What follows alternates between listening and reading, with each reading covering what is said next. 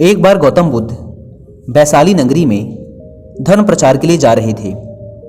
जब वे नगरी के बीचों बीच से गुजर रहे थे तो उन्होंने देखा कि कुछ सैनिक तेजी से भागती हुई एक लड़की का पीछा कर रहे हैं।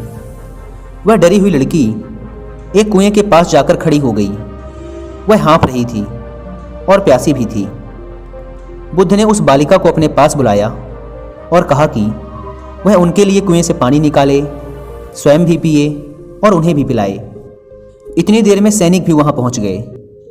बुद्ध ने उन सैनिकों को हाथ के संकेत से रुकने को कहा।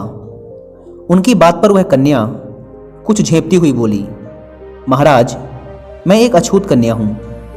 मेरे कुएं से पानी निकालने पर जल दूषित हो जाएगा। बुद्ध ने उससे फिर कहा, पुत्री, बहुत जोर की प्यास लगी है, पहले तुम पानी पिलाओ। इतने में वैशाली के राजा भी वहां आ पहुंचे। उन्होंने बुद्ध को नमन किया और सोने के बर्तन में केवड़े और गुलाब का सुगंधित पानी पीने के लिए पेश किया, लेकिन बुद्ध ने उसे लेने से इनकार कर दिया। बुद्ध ने एक बार फिर बालिका से अपनी बात दोहराई। इस बार बालिका ने साहस बटोरकर कुएं से पानी निकालकर स्वयं भी पिया और गौतम बुद्ध को भी पिलाया। पानी पीने के बाद बुद्ध ने बालिका से भय का कारण पूछा। कन्या ने बताया, मुझे संयोग से राजा के दरबार में गाने का अवसर मिला था। राजा ने मेरा गीत सुन मुझे अपने गले की माला पुरस्कार में दी, लेकिन उन्हें किसी ने बताया कि मैं एक अछूत कन्या हूँ। यह जानते ही उन्होंने अपने सैनिकों को मुझे कैद खाने में डाल देने का आदेश दिया। मैं किसी तरह उनसे बचकर यहाँ तक पहुँची थी कि आप मिल गए।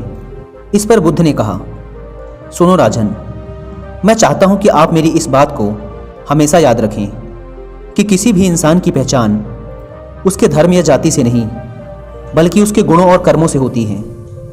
जिस बालिका के मधुर कंठ से निकले गीत का आपने आनंद उठाया, उसे पुरस्कार दिया, जिसके कार्य इतने अच्छे हैं, वह अछूत हो ही नहीं सकती।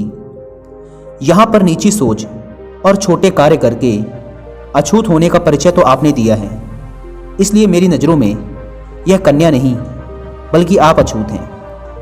वैशाली नरेश बुद्ध के सामने शर्मिंदा होने के अलावा और कर भी क्या सकते थे। उन्होंने बुद्ध से क्षमा मांगी और वहां से चले गए। तो दोस्तों, इस कहानी की शिक्षा यही है कि कोई भी इंसान अपने कार्यों और विचारों से बड़ा बनता है, अपने धर्म या जाति से नहीं।